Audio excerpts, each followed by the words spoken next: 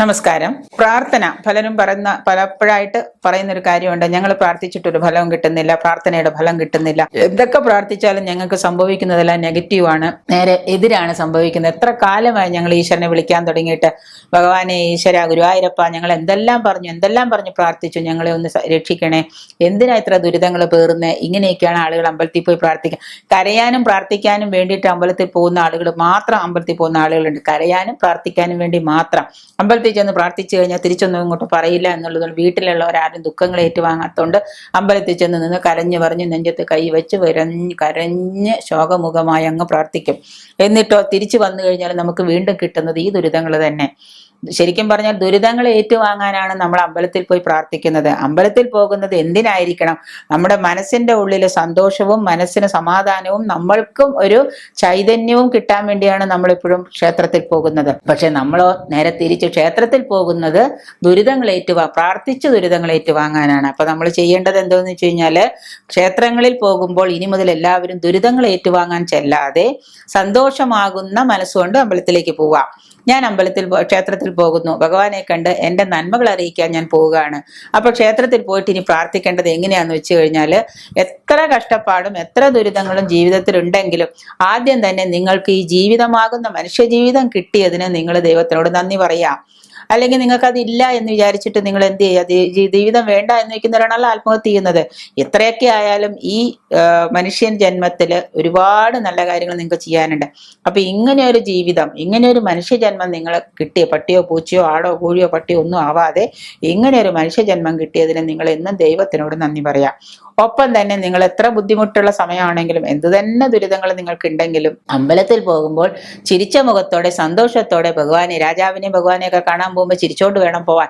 പോയിട്ട് ചെന്ന് നിന്ന് ഭഗവാനോട് പറയാ, ഭഗവാനെ അനുഗ്രഹിക്കണേ, ഇന്നേ വരെ എനിക്ക് കിട്ടിയിട്ടുള്ള അനുഗ്രഹങ്ങൾക്കും ഇന്നേ വരെ എനിക്ക് കിട്ടിയിട്ടുള്ള എല്ലാ സൗഭാഗ്യങ്ങൾക്കും ഭഗവാനെ ഞാൻ നന്ദി പറയുന്നു.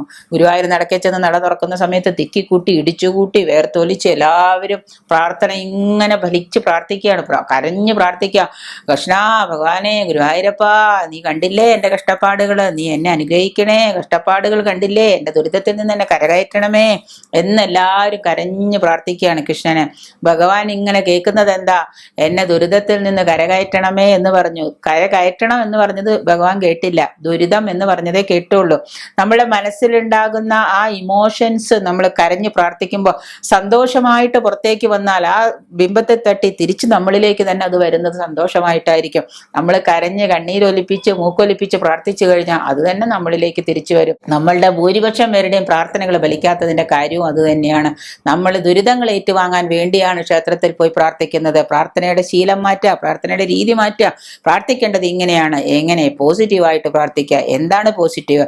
എൻ്റെ ദുരിതങ്ങളല്ല, എൻ്റെ അനുഗ്രഹങ്ങൾക്ക് ഭഗവാനെ, എൻ്റെ ഇന്നേ വരെ എനിക്ക് ലഭിച്ചിട്ടുള്ള അനുഗ്രഹങ്ങൾക്ക് എനിക്ക് നന്ദി പറയണമേ.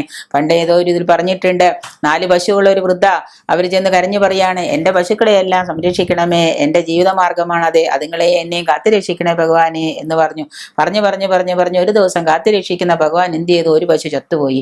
ആ ചത്തുപോയപ്പോൾ ആ അമ്മൂമ്മ ചെന്ന് വീണ്ടും കരഞ്ഞു പറയാണ്, ഭഗവാനെ, എന്നാലും ഞാൻ നിന്നോട് എന്തെല്ലാം പറഞ്ഞു, എന്തുമാത്രം പ്രാർത്ഥിച്ചു നിന്നോട്, എന്നിട്ട് നീ എൻ്റെ ദുരിതത്തിൽ നിന്ന് എന്നെ കയറ്റുന്നതിന് പകരം എൻ്റെ ഒരു പശുവിനെ കൊന്നു, ഇനിയുള്ള 3 എണ്ണത്തിനെങ്കിലും നീ കാത്തുരക്ഷിക്കണേ ഭഗവാനെ എന്ന് പറഞ്ഞു. കുറെ കാലം കഴിഞ്ഞപ്പോൾ 2 എണ്ണം വീണ്ടും വെള്ളപ്പൊക്കത്തിൽ ഒഴുകിപ്പോയി.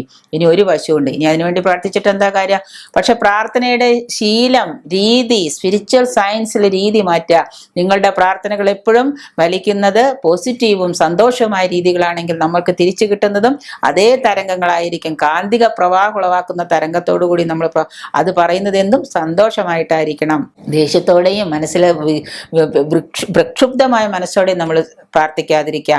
ദുഃഖങ്ങൾ ഒരുപാടുണ്ട്, പക്ഷെ ദുഃഖങ്ങളെയൊക്കെ മറന്നിട്ട് അമ്പലത്തിൽ ചെന്നിട്ട് നമ്മൾ പ്രാർത്ഥിക്കേണ്ടത്, ഭഗവാനെ എന്നെ അനുഗ്രഹിക്കണമേ, എൻ്റെ എല്ലാ അനുഗ്രഹങ്ങൾക്കും എനിക്ക് നിന്നോട് നന്ദിയുണ്ട്, ഇതിനേക്കാൾ കൂടുതൽ അനുഗ്രഹങ്ങളും ഇതിനേക്കാൾ കൂടുതൽ സൗഭാഗ്യങ്ങളും എനിക്ക് നാളെയും നീ തരയണമേ, എൻ്റെ എല്ലാ സൗഭാഗ്യങ്ങൾക്കും കാരണക്കാരനായ ഭഗവാനെ നിന്നോട് എനിക്ക് നന്ദി, അനുഗ്രഹിക്കണേ ഭഗവാനെ, അനുഗ്രഹിക്കണേ ഭഗവാനെ എന്ന് പറഞ്ഞ് സന്തോഷത്തോടെ നമ്മൾ പ്രാർത്ഥിക്കുക. ഭഗവാന്റെ അനുഗ്രഹം നമ്മളിലേക്ക് ഓടിയെത്തും. അതുകൊണ്ട് എല്ലാവരുടെയും പ്രാർത്ഥനയുടെ രീതി മാറ്റുക.